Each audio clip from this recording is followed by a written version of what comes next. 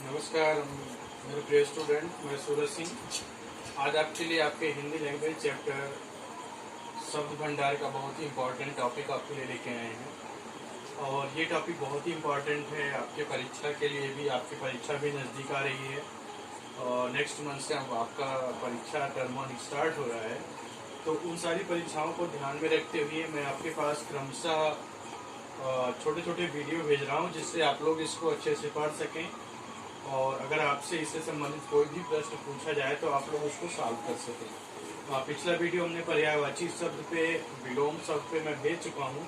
उसी क्रम में आगे बढ़ते हुए आज का जो चैप्टर है मेरा वो है अनेक शब्दों के लिए एक शब्द। जैसा कि नाम से ही स्पष्ट है, यहाँ पे अनेक का मतलब एक से अधिक, अनेक शब्दों यानी एक से अधिक शब्दों, ठीक है।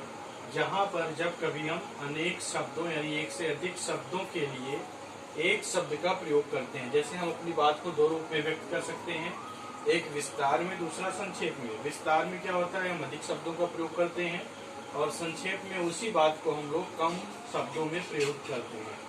तो वैसे अनेक शब्दों के लिए एक शब्द इसी तरह का एक फार्मूला है कि भाषा को सुंदर रूप देने के लिए, अगर आपको उसको परिभाषा देना हो, परिभाषित करना हो, आपसे परीक्षा में पूछा जाए कि अनेक शब्दों के लिए एक शब्द क्या होता है, इसकी परिभाषा क्या होती है, तो आप लोग लिखेंगे भाषा को सुंदर रूप देने के लिए हम कभी कभी अधिक शब्दों का प्रयोग ना करके एक शब्दों में ही अपनी बात कह देते हैं, ठीक है। यानी भाषा को सुंदर रूप प्रदान करने के लिए, प्रभावशाली बनाने के लिए कभी कभी हम अनेक शब्दों का, अधिक शब्दों का प्रयोग ना करके एक शब्द में ही अपनी बात कह देते हैं।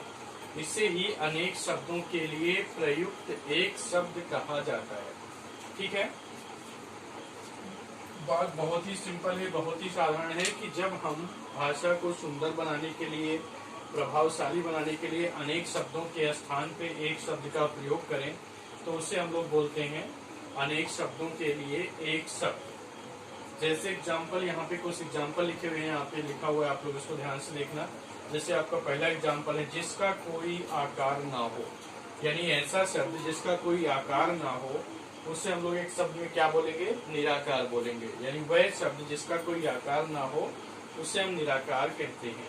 दूसरा है जिसका कोई अर्थ ना हो, यानी ऐसा शब्द जो कोई, जिसका कोई अर्थ ना हो, उसे हम लोग एक शब्द में बोलेंगे निरर्थक शब्द, ठीक है। यहाँ पे देखिए एक से अधिक शब्द प्रयोग किए गए, जैसे यहाँ पे 1 2 3 शब्द हैं, 4 5 शब्द हैं, लेकिन इसको हमने एक शब्द में निराकार बोल दिया। इसी तरह से यहाँ भी 1 2 3 4 5 शब्द हैं, लेकिन हमने एक शब्द में निरर्थक बोल दिया। इसी तरह से आपका होगा जो ईश्वर को मानता हो, यदि जो व्यक्ति ईश्वर को मानता हो उसे हम लोग क्या बोलते हैं, आस्तिक बोलते हैं। यानी ईश्वर में विश्वास रखने वाले को आस्तिक बोलते हैं। और ठीक इसी तरह से होगा जो ईश्वर को नहीं मानता हो, यानी ऐसा व्यक्ति जो ईश्वर को नहीं मानता हो उसे क्या बोलेंगे, उसे हम लोग नास्तिक बोलेंगे। फिर जिसके समान कोई दूसरा ना हो उसे हम लोग अद्वितीय बोलेंगे। तो यहाँ पे देखिए एक लिखा हुआ है अनेक शब्द और उसी के बराबर सामने ही एक शब्द लिखा हुआ है, यानी यहाँ पे एक से अधिक शब्द का प्रयोग किया गया है। इसके लिए हमने एक शब्द का प्रयोग किया है, इसे ही हम लोग कहते हैं अनेक शब्दों के लिए एक शब्द। इसी तरह से आपके बुक में ढेर सारे एग्जाम्पल दिए हुए हैं, सारा एग्जाम्पल वीडियो में नहीं आ सकता।